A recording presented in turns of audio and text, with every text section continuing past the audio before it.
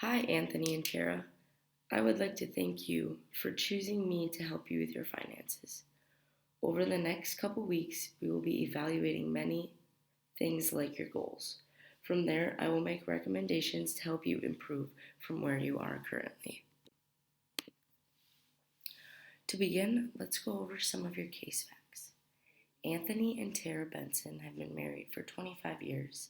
Anthony is 65 years old and Tara is 50 years old. Anthony would like to retire soon.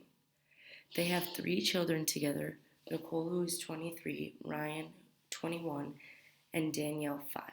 Tara also has a daughter from her previous marriage, Peyton, 30. Anthony owns Benson's Animal Care Center and has an annual salary of $250,000.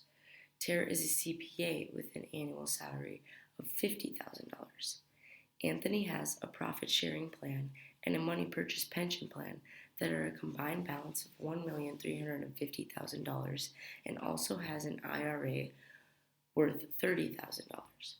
Tara has a 401k plan that matches 25 cents for each $1 she defers up to 6% of her salary and a defined benefit plan.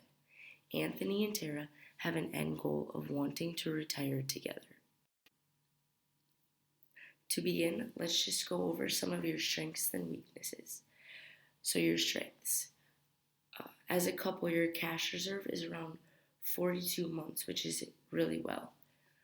You also have a really good debt to assets ratio, it's really low.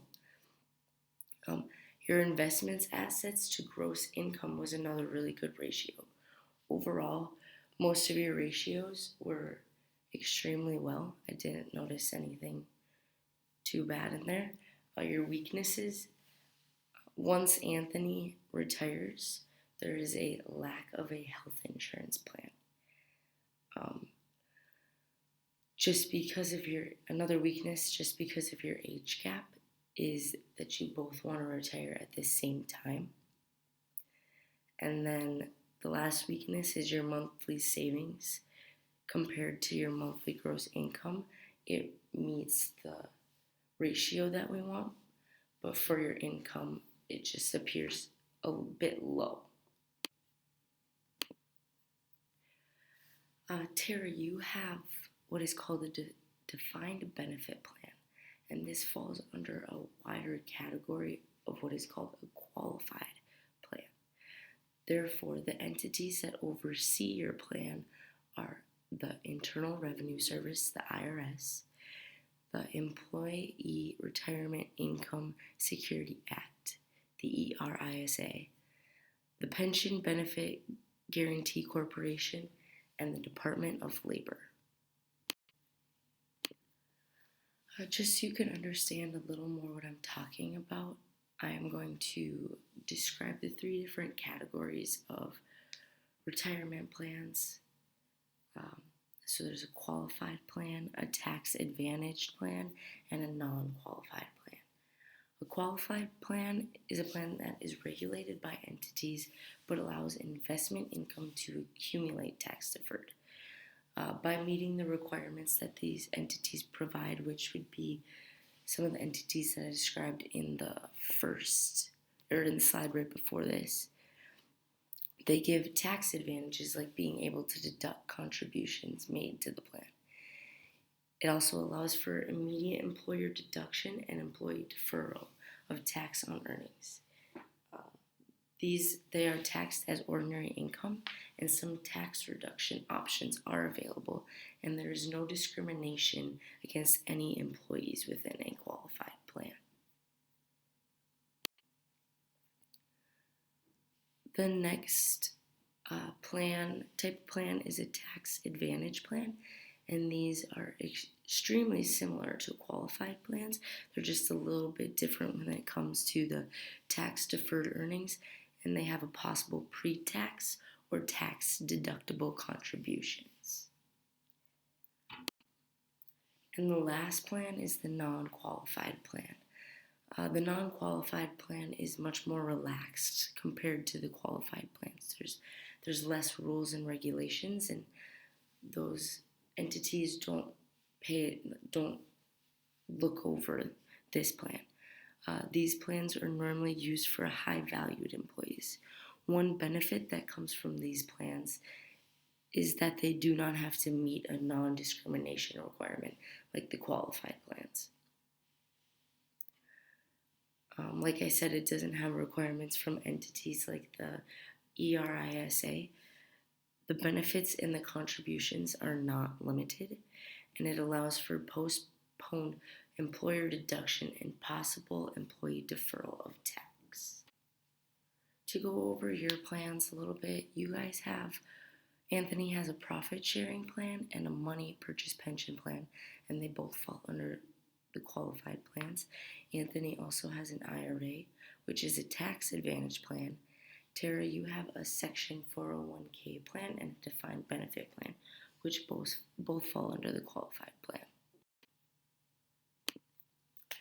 Anthony, since you are an owner of your company and you make $250,000, you would be considered an HCE, which is a highly compensated employee. And for the ratio test to be satisfied, 18 out of your other 25 employees would need to be covered. Tara, you would not be considered a highly compensated employee, and the reasons for that is because you do not own more than 5% of the company, nor do you make more than $130,000. Next, I'm going to touch on Tara's vesting schedule. Vesting is when an employee's non-forfeitable right to receive a present or future retirement plan benefit is accrued over time per the schedule identified by the employer-sponsored retirement plan. Tara, you currently have a 2 to 6 vesting plan where after 2 years of service, you will receive 20% of vesting percentages, increasing 20% with every year of service, reaching 100% at 6 years. I'm going to compare you to a 3-year cliff schedule, which a 3-year cliff schedule is when no vesting is happening for the first 3 years of service, but after that 3rd year, you will receive 100% vesting. There are different rules regarding how much you can put into your qualified plan based on your income. Anthony, since your income is $250,000, you will be able to put $57,000 towards your qualified plan. The rules regarding this plan are that it cannot exceed the lesser of 100% of the participant's annual compensation or $57,000 annually.